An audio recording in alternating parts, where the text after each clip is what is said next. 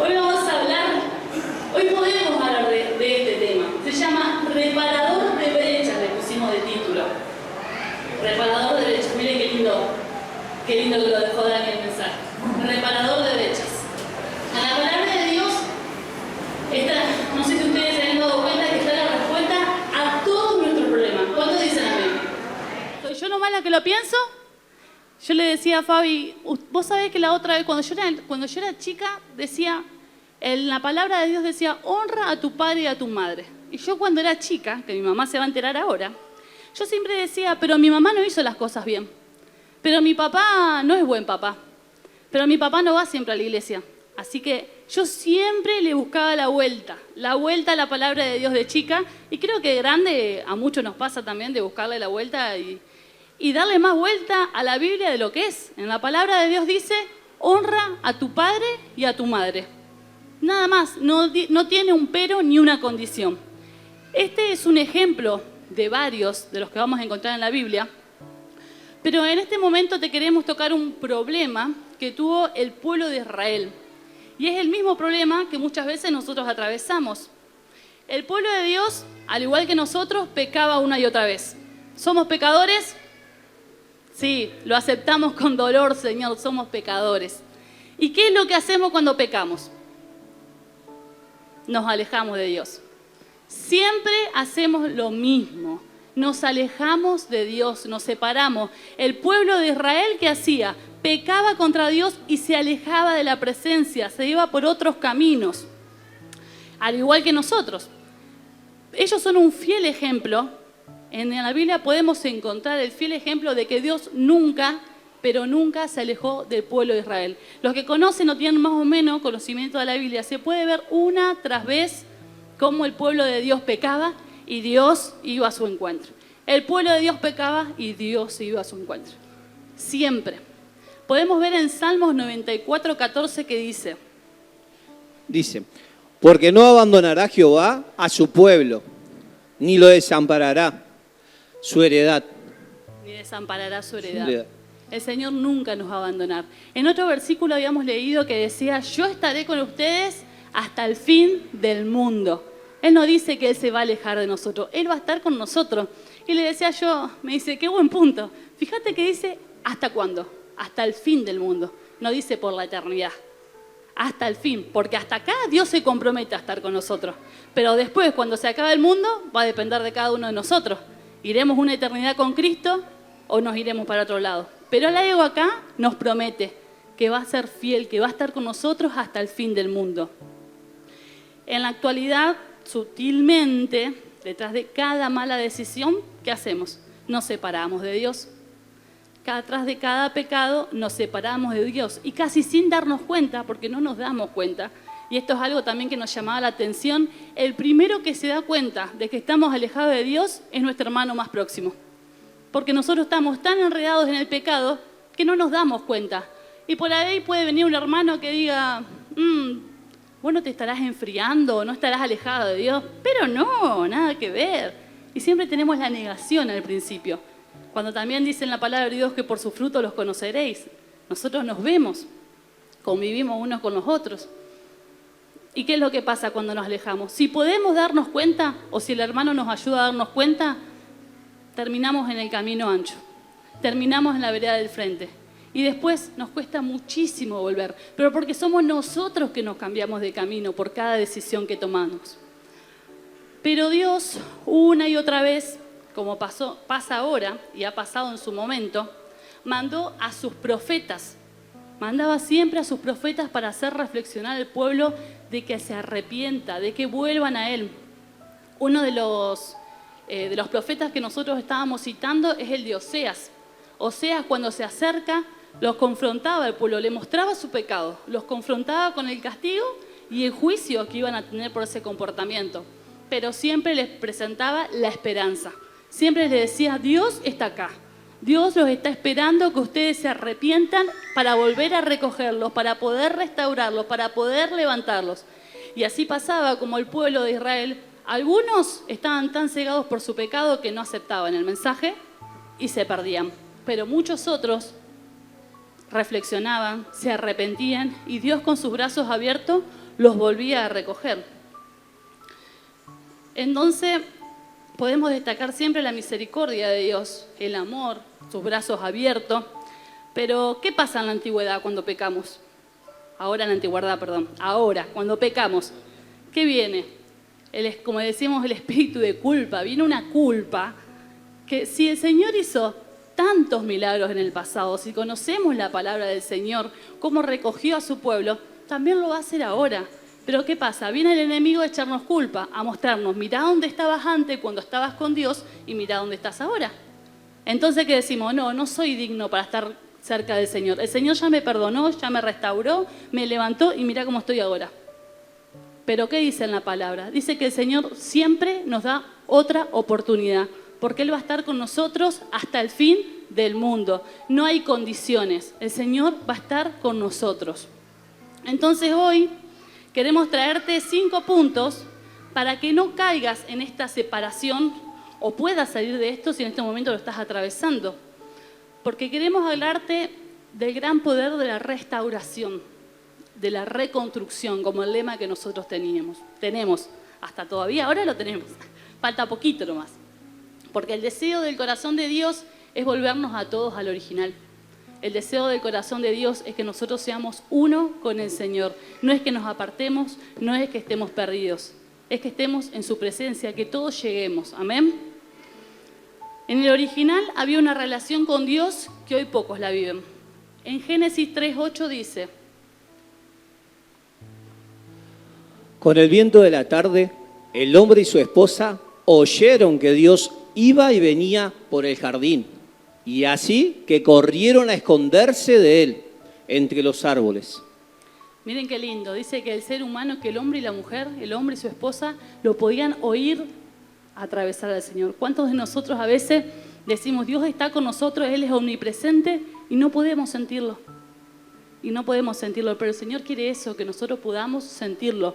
En este versículo está hablando de cuando Adán y Eva comieron del fruto del bien y del mal. Y acá, desde Génesis, podemos ver el mismo error que repetimos una y otra vez. Pecaron y se escondieron. Dice que Dios no los estaba buscando enfurecido. Dice que Dios no se había enojado y se fue del huerto del Edén. No, en la palabra de Dios dice que Él iba y venía por el jardín. Yo creo que el Señor estaba dándole al ser humano una oportunidad de que se acerque y que diga, hicimos las cosas mal. Pero no fue así. Dice que ellos se escondieron entre los árboles a causa del pecado que habían cometido. Pero para cortar con esta separación, que nosotros queremos que hoy podamos cortar con esa separación, porque tal vez ahora no lo estés atravesando, pero puede pasarte más adelante, queremos compartirle uno de los montes que nuestra pastora Sandra nos había enseñado, que es el monte de la intimidad. Dice en Ageo, del 1 al 8, subid al monte y traed madera y reedificad la casa, y pondré en ella mi voluntad, y seré glorificado, ha dicho Jehová. En este pasaje podemos ver con claridad que Él nos pide a nosotros que nos acerquemos. ¿Cuántos sabemos que Él ya hizo algo por nosotros? ¿Sí? Hace poquito celebramos Navidad, celebramos que Jesucristo vino a pagar un precio por nuestros pecados, y también su palabra no solo confirma la venida de Jesucristo, sino que también en varios lugares, una y otra vez, dice Dios que Él nos amó primero y que por ese amor nosotros le amamos a Él. Así que en esta noche podemos reflexionar eso. Digamos, primeramente nos está pidiendo que podamos subir. Segundo, el tema de traer madera, el tema de edificar de nuevo la casa, esa parte ya nos toca a nosotros, porque como Él ya hizo su parte, va a demandar que nosotros al acercarnos a Él tengamos que hacer un trabajo, tengamos que esforzarnos, pero muchas veces va a ocurrir algo ahí, ¿sí? Va a ocurrir algo ahí en ese momento. Salmo 86:5, dice así: porque tú, Señor, eres bueno y perdonador y grande en misericordia para los que te invocan.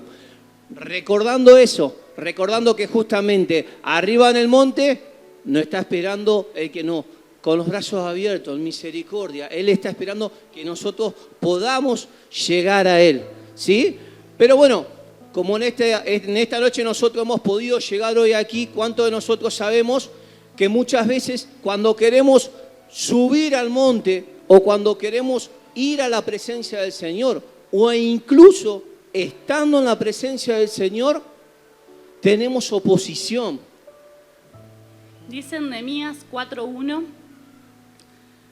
cuando Sanbalat se enteró de que estábamos reconstruyendo el muro, se enojó mucho, se puso furioso y comenzó a burlarse de los judíos. Sabemos que el enemigo, cuando queramos ponernos en la voluntad de Dios, cuando decimos hasta acá, me voy a empezar a portar bien, voy a hacer las cosas bien, el enemigo ¿qué hace? Se enfurece, el enemigo se enoja. Cuando vos querés llegar a ese monte de la intimidad o cuando estás en ese monte, como había dicho Fabián, porque Él conoce mucho mejor que nosotros. Él conoce muy bien el poder que hay en Dios. ¿Cuántos sabemos que Dios es un Dios de poder? Y el enemigo lo sabe. El enemigo sabe que si vos subís a ese monte, el Señor te va a llenar de ese poder a vos. Te va a fortalecer y con ese poder va a quebrar y va a sacar todo pecado, toda ceguedad espiritual que vas a tener. ¿Y qué va a pasar con ese poder que está en nosotros? ¿Vamos a sacarle la autoridad al enemigo? El enemigo no va a tener autoridad. Cuando nosotros nos llenemos del poder de Dios allí en ese monte, el enemigo no va a tener autoridad en nosotros. ¿Por qué? Porque nosotros nos arrepentimos de nuestro pecado y toda esa autoridad que nosotros le habíamos dado al diablo por nuestro pecado va a caer en el nombre de Jesús, porque Él ya pagó el precio. ¿Amén? Entonces, cuando estemos en ese monte, no solo nos va a reconfortar, el Señor lo primero que va a hacer es recordarnos su palabra. Nos va a recordar lo que dice Jeremías 1:10. Dice, mira, hoy te he dado autoridad sobre las naciones y sobre los reinos, para arrancar, para derribar, para destruir y para derrocar, para edificar y para plantar.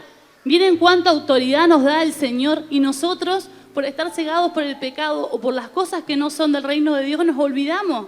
Hermano, el Señor le está diciendo a cada uno de ustedes hoy, te he dado autoridad sobre las naciones, sobre los reinos, para arrancar, para derribar, para destruir, para derrocar, para edificar y para plantar. ¿Cuántos pueden decir amén? ¿Cuántos pueden tomar esa palabra? Y una vez que Dios te recuerda esta palabra, ¿qué pasa? Vos no podés quedarte quieto, te empezás a activar. Y si te activás, empezás a trabajar contra el reino de las tinieblas, debido a que ahora ya no sos cautivo del pecado, ya estás libre. Entonces, eso que te tenía atado, que te mantenía esclavo, ya no va a estar más. Y vos vas a empezar a trabajar en contra del reino de las tinieblas. ¿Cuántos pueden decir amén a eso? El enemigo no quiere eso de vos. El enemigo no quiere, el enemigo te quiere ver derrotado. Por eso recuerden, yo escucho muchas veces a personas que dicen, ay, me voy a la iglesia y me pasa de todo. No, no voy a ir más. No voy más a la iglesia, porque cada vez que quiero buscar de Dios me pasa de todo. Parece a propósito. No, no parece a propósito. Estás en buen camino. Decile a tu hermano, estás en buen camino. Hay oposición, estás en buen camino. El enemigo sabe de toda esa autoridad que vas a tener y que vas a estar contra su reino. Así que una vez que te actives, una vez que te levantes y que empieces a trabajar en contra del reino de las tinieblas, tenés que testificar lo que Dios está haciendo en vos.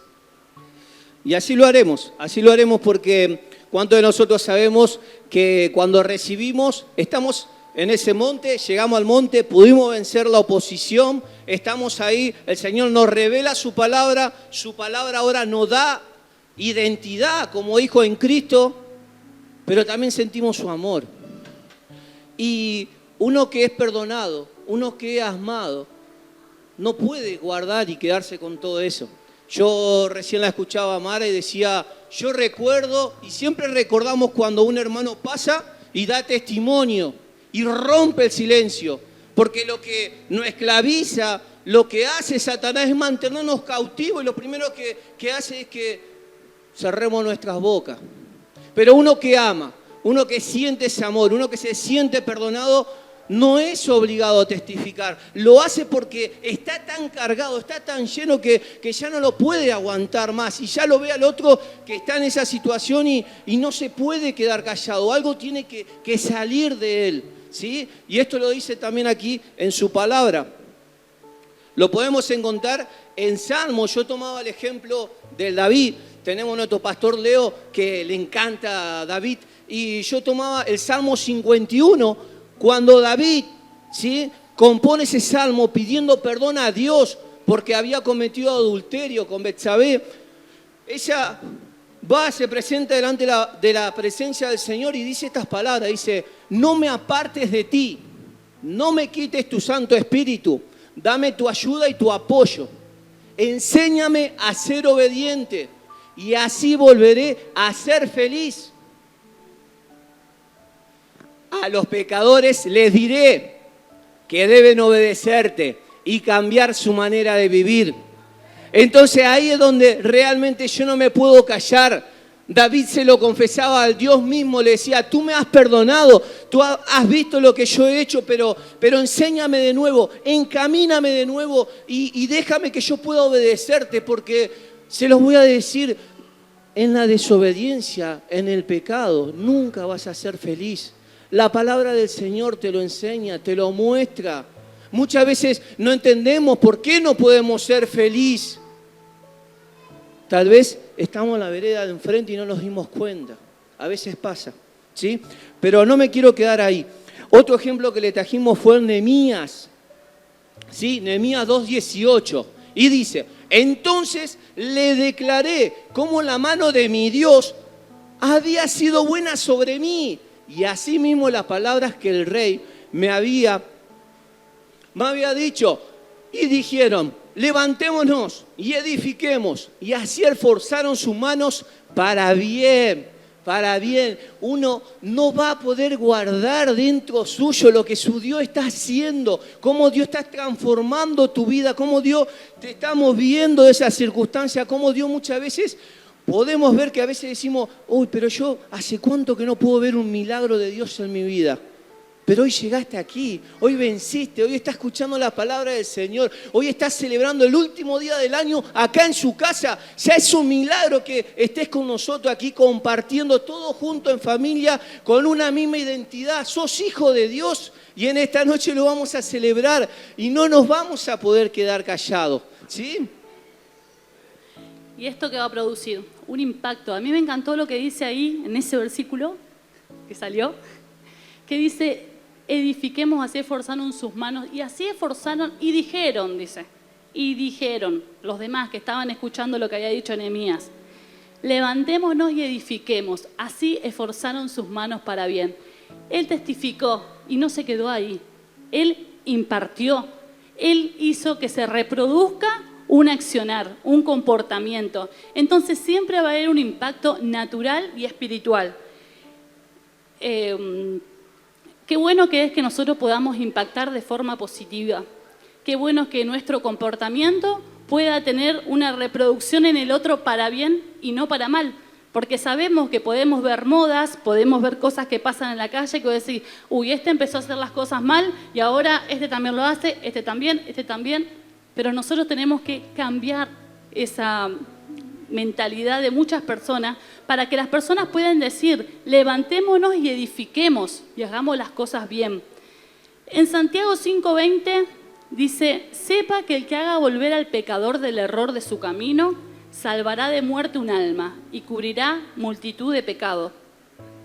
Y en Isaías 58:12: y los tuyos reedificarán las ruinas antiguas, levantarás los cimientos de generaciones pasadas y te llamarán reparador de brechas, restaurador de caminos, restaurador de calles donde habitar. Amén. ¿Cuántos quisieran ser acá reparadores de brecha? Yo creo que cada uno de los que está acá en este momento ya son reparadores de brecha. De ustedes depende el impacto que va a haber en esta reparación que estamos haciendo. Cuando cuando somos reparadores de brecha, dejamos un camino para el que viene. Dice: los tuyos reedificarán las ruinas antiguas. Yo le estaba contando a Fabián que acá podía ver como ejemplo mi familia. Yo puedo ver por parte paterna, mis abuelos no creían en Dios. Si bien a su manera, pero no se congregaban, estaban en un mal camino. Mi papá conoce a mi mamá y ¿qué? conoce a Cristo. Y ellos ya empezaron a reparar ese camino. Y hoy nosotros con mi hermano podemos ver los frutos, podemos ver un camino reparado en donde caminar. Si bien ellos tuvieron que hacer sus esfuerzos, porque dice, levantaron los cimientos de generaciones pasadas. Acá habla de que hubo que hacer un trabajo para que esto pase. Yo no sé qué trabajo tendrás que hacer vos en tu vida para hacer ese reparador de brechas. Un ejemplo que yo puse acá, pedir perdón. Tal vez tenés que pedirle perdón a alguien, a algún antepasado que esté vivo, que tengas que pedir perdón. Tal vez tenés que perdonarte a vos mismo. O tal vez tenés que romper el silencio de generaciones. Porque muchas veces hay silencios en generaciones que dañan, que lastiman y llegan a tus hijos y vos decís, ¿y qué tiene que ver este con el tatarabuelo? Pero hay una generación de silencios y que no nos deja avanzar en otras cosas y que a veces, muchas veces en nuestros hijos podemos provocar un rencor o un dolor innecesario porque ellos no tienen nada que ver y tal vez ni siquiera estuvieron en ese momento. Entonces yo decía, qué bueno poder ser reparador de brechas, porque hoy mi generación, mi hermano y yo, no caminamos el mismo camino que caminaron mis padres. Caminamos un camino más llano. Nuestros hijos, Isabela, y los 4 míos no los voy a nombrar, nuestros hijos van a caminar un camino mucho más llano, con mucho más poder del Espíritu Santo, porque va a haber una relación mucho más fuerte. En la palabra de Dios dice, no calles del Señor, háblale a tus hijos, a tus hermanos, hábleles a todos. Y nosotros le vamos a predicar a nuestras generaciones venideras del amor de Cristo para que ellos nunca se aparten. En la palabra dice, mi pueblo perece por falta de conocimiento. Tal vez cuando mis tatarabuelos no tenían conocimiento, mis padres tuvieron el conocimiento, nosotros tenemos más conocimiento y yo sé que mis hijos van a tener aún más y el Señor ya lo está usando ahora. Entonces miren qué importante que es ser reparadores de brechas. ¿Cuánto nos vamos a poner en este año a ser reparadores de brechas? Amén. Un ejemplo también que había puesto era que en mis antepasados yo puedo ver cosas que tuvo que vivir mi mamá y mi papá que yo no tuve que vivir. Y estoy muy agradecida a Dios. Por ejemplo, en la familia, yo vengo de una familia que hubo brujería. Yo vengo de una familia que tuvo que conocer la brujería, que tuvo que conocer la droga, que robaban. Vengo de una familia pesada. Vengo de una familia que yo lo tuve que ver de lejos. Vengo de una familia llena de violencia. Pero en mi casa, gracias a mi papá y a mi mamá y al amor de Dios que estuvo entre ellos, yo no tuve que ver todo eso. Miren qué importante. Y hoy mis hijos menos lo van a ver. Así que miren qué importante que es ser reparadores de brecha. Y así podemos ver cómo Dios nos hace parte de su gran plan de salvación, porque lo van a disfrutar nuestras generaciones y también las que nos vean. Porque el Señor dice que va a haber resultados.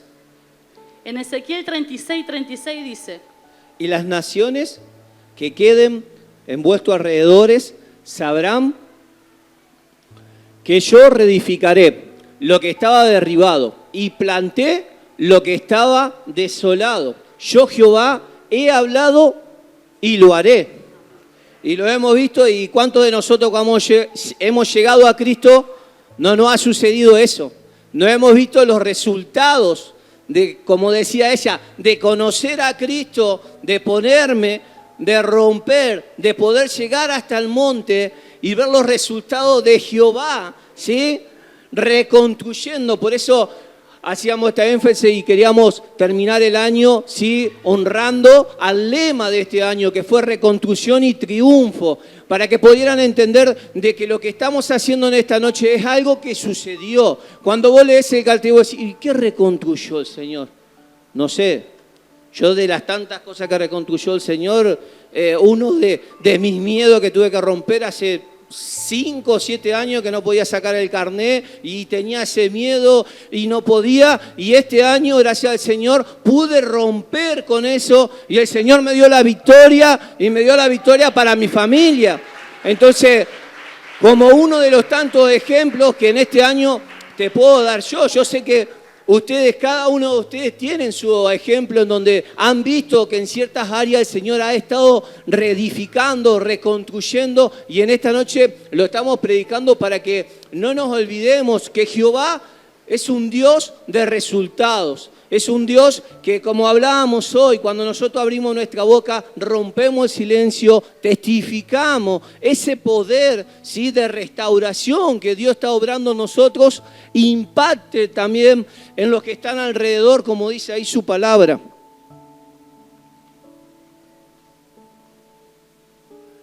Uno de los consejos que en esta noche le queríamos dar con ella y queríamos leerlo, está en Filipenses, dice Filipenses 4, del 4 al 6, dice así. Dice, vivan con alegría su vida cristiana. Lo he dicho y lo repito. Vivan con alegría su vida cristiana. Que todo el mundo se dé cuenta de que ustedes son buenos y amables. El Señor Jesús viene pronto. No se preocupen por nada, más bien oren y pídanle a Dios todo lo que necesitan y sean agradecidos. ¿Cómo no terminar el año con una palabra así? ¿Cómo no terminar el año así? Sabiendo que ese Jesús viene pronto. Es ese el que nos está viendo de allá arriba y nos está soltando esa palabra y dice, oren, pidan, necesitan algo, están pasando por tal situación. Es el mismo Dios que hablábamos hoy, que está con sus brazos abiertos aquí en esta noche, incluso un miércoles que después seguramente vamos a estar orando, vamos a estar clamando al Señor. También muchos de nosotros decimos, pero yo no tengo ninguna necesidad, pero entonces Agradecer porque hoy lo estamos compartiendo juntos. Agradecer porque Dios es bueno y fue bueno durante todo el año. Y su mano seguramente, si tenés tu esposo al lado, si tenés a tu hermano al lado, si tenés tu hijo al lado, y no está acá cerquita en un hospital como muchos lo están cuidando, o como podemos ver en el hospital de niños. ¿Qué tan bueno es Dios? No tenemos motivos para ser agradecidos. Si dice su palabra que teniéndolo a Él, lo tenemos todo, ¿sí? Así que en esta noche vamos a decirlo juntos. Hay una palabra en Jeremías 31. Antes le voy a pedir a las danzoras que puedan ir pasando y al grupo de alabanza. Vamos a cerrar con el último versículo, que nosotros creemos que es un mensaje de Dios para cada uno de ustedes. ¿Lo van a tomar? Amén. Amén. Lo ponemos, Jeremías 31, del 3 al 4. Dice así. Dice, hace mucho tiempo me aparecí ante ellos y les dije, pueblo de sanidad a las naciones, siempre te he amado y siempre te he sido fiel. Por eso nunca dejaré de tratarte con bondad. Escuchen lo que el Señor les dice, volveré a reconstruirte y volverás a danzar alegremente a ritmo de panderetas. ¡Amén! ¡Amén! ¡Amén, Señor! ¡Amén! Grito de júbilo para Él. ¡Gloria a Dios al Señor! Yo te invito a que te pongas de pie, que podamos juntos alabarlo. Vamos a alabar y después 3 o 4 personas que quieran pasar a orar, vamos a seguir con oración. Amén, que sientan en su corazón pasar a orar. Pero primero vamos a alabar al Señor y vamos a decirle cuán bueno eres, Jesús.